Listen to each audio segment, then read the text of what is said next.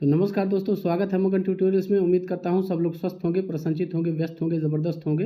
दोस्तों, आज मैं आपको सीधे स्क्रीन पे ले आया हूं और जल्दी जल्दी प्रश्नों को हम लोग देखेंगे। एक चीज़ आपसे कहना चाहूँगा कि ये जो प्रश्न है काफ़ी महत्वपूर्ण प्रश्न है और पिछले वर्षों में तमाम प्रतियोगी परीक्षाओं में पूछे जा चुके हैं। तो ये प्रश्न अक्सर लगभग इस तरह की जो इस स्तर की परीक्षाएं हैं उनमें पूछे ही जाते हैं। हिंदी भाषा के विकास से संबंधित प्रश्न हैं, उसके इतिहास से संबंधित प्रश्न हैं और जो रचनाकार हैं और उनकी रचनाएं हैं इससे संबंधित प्रश्न है। तो आइए इन प्रश्नों को देखते हैं और एक एक करके आप भी सोचिएगा, अभ्यास कीजिएगा। यदि कहीं छोटी मोटी त्रुटि होती है तो आप कमेंट कीजिएगा, हम उसको सुधार लेंगे। चलिए शुरू करते हैं। पहला प्रश्न इसमें है, कबीर दास की भाषा थी। ये रेलवे 1997 में पूछ चुका है। ऑप्शंस पढ़ता हूँ, ब्रज, सधुक्कड़ी, कन्नौजी, खड़ी बोली। तो आप सभी जानते हैं, हम लोग जानते हैं कबीर दास जी की भाषा जो थी वो सधुक्कड़ी भाषा थी। आगे बढ़ते हैं। दूसरा प्रश्न है, कटकटान कपि कुंजर भारी, दुह भुजदन तमक महिमारी। ये चौपाई है दोस्तों, ये भी रेलवे 1997 में पूछा था। इस प्रश्न को पूछ रहा है, इसके रचयिता कौन हैं? तो हम सभी जानते हैं तुलसीदास जी ने, इसके रचयिता तुलसीदास जी हैं। ये रामचरितमानस से है, हम सभी जानते हैं, पढ़े हैं रामचरितमानस हम लोग, तो इस प्रश्न का उत्तर देना ज़्यादा मुश्किल नहीं होगा। आगे बढ़ते हैं। निम्नलिखित में सर्वप्रथम अपनी आत्मकथा हिंदी में किसने लिखी? तो ये ग्राम पंचायत एग्जाम 1998 में पूछा है। ऑप्शंस पढ़ता हूँ मैं, श्याम सुंदर दास, सेठ गोविंद दास, जवाहरलाल नेहरू, राजेंद्र प्रसाद। तो आप सोचिए इसका उत्तर। दोस्तों, इसका सही उत्तर होगा राजेंद्र प्रसाद जी ने अपनी आत्मकथा जो है हिंदी में लिखी थी। आगे बढ़ते हैं। चौथा प्रश्न देखते हैं, अबला जीवन हाय तुम्हारी यही कहानी, आंचल में है दूध और आँखों में पानी। उपयुक्त पंक्तियाँ किस काव्य की हैं? दोस्तों, इन पंक्तियों के बारे में पूछ रहा है और पूछ रहा है काव्य। आप कवि का नाम नहीं पूछ रहा है, काव्य मतलब काव्य संग्रह जो उनकी रचनाएं होती हैं, जो ग्रंथ होते हैं, उसका नाम पूछ रहा है।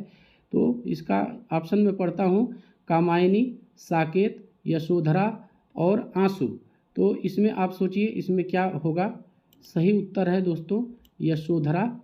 हम जानते हैं यशोधरा ये मैथिली शरण गुप्त की रचना है और मैथिली शरण गुप्त जी इनको राष्ट्र कवि भी कहा जाता है।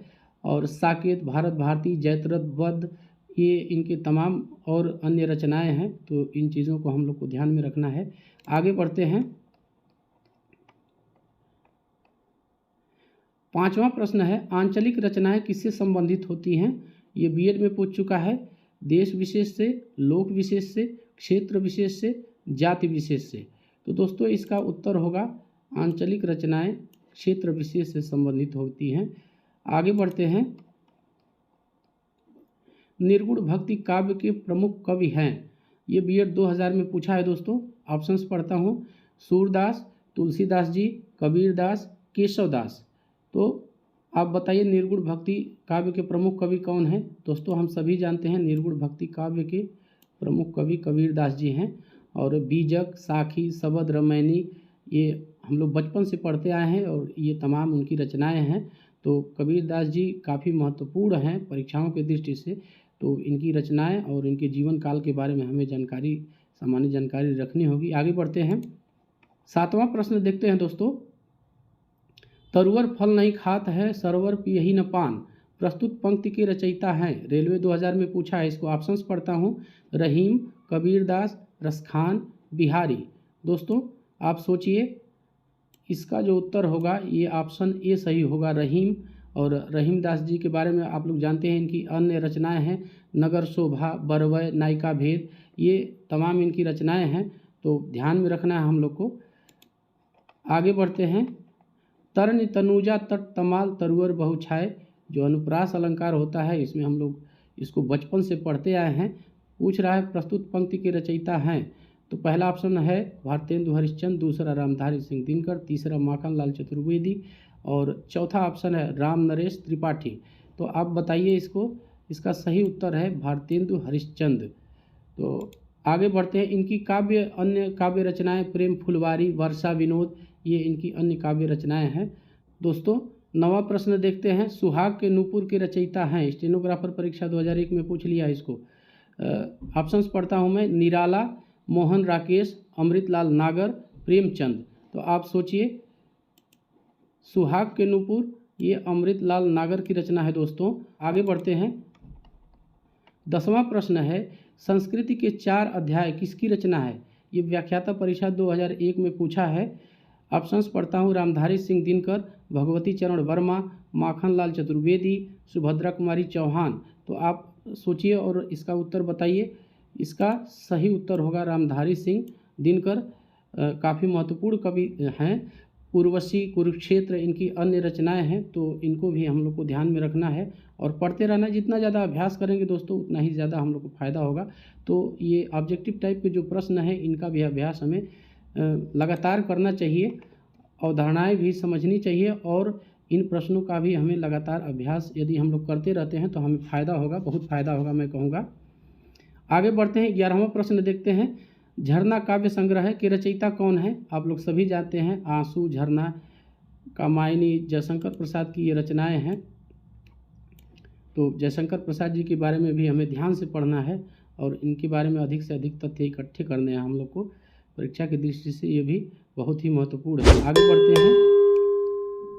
भारत भारती काव्य है के रचनाकार हैं? ये एसआई परीक्षा 2001 में पूछा है। गोपाल शरण सिंह नेपाली, नरेश मेहता, मैथिली शरण गुप्त, धर्मवीर भारती। तो आप इनमें से बताइए, इन चारों में से कौन सा उत्तर सही होगा? इसमें दोस्तों सही ऑप्शन है मैथिली शरण गुप्त। भारत भारती के जो रचनाकार हैं वो मैथिली शरण गुप्त जी की रचना है। आगे बढ़ते हैं। दोहा कोश के रचयिता हैं? ऑप्शंस पढ़ता हूँ, लुइपा, जोइंदू, सरहपा और कबीर। तो दोस्तों दोहा कोश जो है इसको लिखा सरहपा ने, ये सरहपा की रचना है और इनको हम लोग को ध्यान में रखना है। दोहा कोश ये सरहपा की रचना है। आगे बढ़ते हैं। 14वां प्रश्न देखते हैं। प्रेम सागर के रचनाकार हैं? ये रेलवे 2001 में पूछ लिया है। ऑप्शंस पढ़ता हूँ, सदल मिश्र, उस्मान, लल्लू लाल, सुंदरदास। बचपन से ही हम लोग पढ़ते आए हैं। प्रेम सागर के रचनाकार जो हैं वो लल्लू लाल हैं। आगे बढ़ते हैं। 15वां प्रश्न देखते हैं।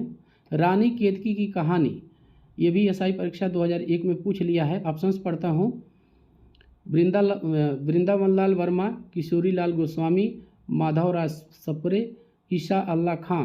तो इसका सही उत्तर है ईशा अल्लाह खां। इसको भी हम लोग हाई स्कूल और इंटरमीडिएट लेवल पे खूब पढ़े हैं, तो इसमें हम लोग गलती नहीं कर सकते। आगे बढ़ते हैं। 16वां है, कुटच के रचयिता हैं? एसआई परीक्षा 2001 में इसको भी पूछा है। शांति प्रिय द्विवेदी, हजारी प्रसाद द्विवेदी, कुबेर नाथ राय, विद्या निवास मिश्र। आप सोचिए इसका उत्तर क्या होगा दोस्तों? इसका सही उत्तर है हजारी प्रसाद द्विवेदी, इसके जो है रचनाकार हैं। तो आगे बढ़ते हैं। 17वां प्रश्न देखते हैं।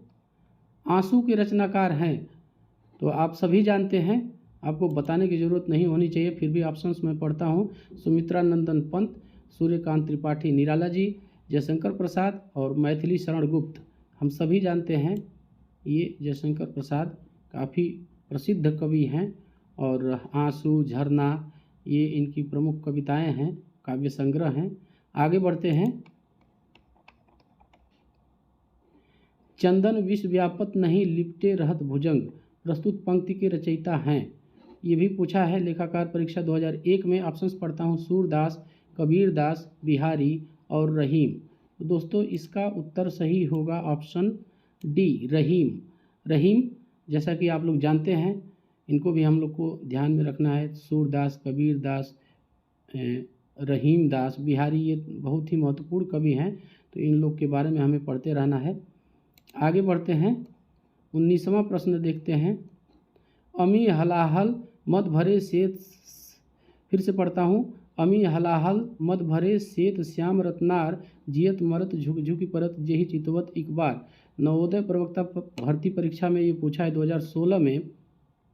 ऑप्शंस पढ़ता हूँ, आलम, रसलीन, बिहारी और रहीम। तो इसका उत्तर है दोस्तों, इसके जो रचयिता हैं वो रसलीन हैं और इनका जो एक बहुत ही प्रसिद्ध काव्य संग्रह है वो है रस प्रबोध।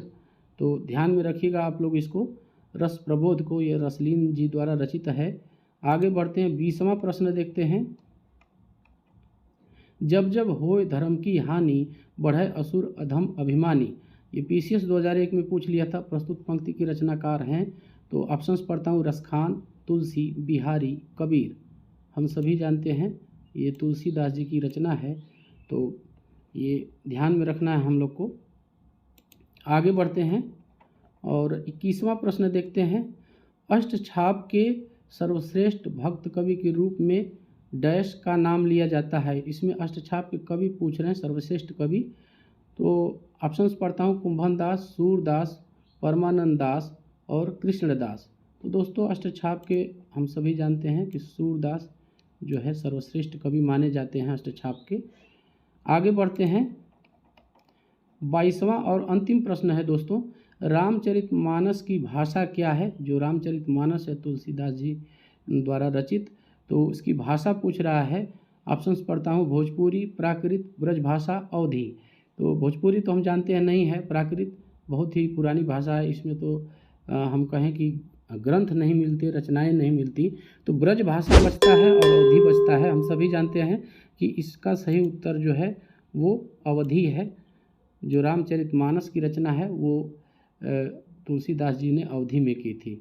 तो दोस्तों आज के लिए इतना ही था। उम्मीद करता हूँ कि आपको ये प्रश्न पसंद आए होंगे, ये वीडियो पसंद आई होगी और आपको कुछ अच्छे प्रश्न देखने के लिए मिले होंगे, अभ्यास करने के लिए मिले होंगे। बाकी इन प्रश्नों पे आपको यदि डिटेल्ड आपको अवधारणाएं समझनी है, कॉन्सेप्ट समझना है, तो संधि, समास, प्रत्यय, उपसर्ग, इन सारे टॉपिक्स पे लगभग जो महत्वपूर्ण पॉइंट होते हैं, जो महत्वपूर्ण टॉपिक्स होते हैं, मैं उन पे ऑलरेडी वीडियोस बना चुका हूं, अपलोड कर चुका हूं। आप उनको एक बार ज़रूर जाके देखिए, आपको काफ़ी फ़ायदा होगा, काफ़ी मदद मिलेगी। तो बस आज के लिए इतना ही, मिलते हैं अगली क्लास में, तब तक के लिए नमस्कार।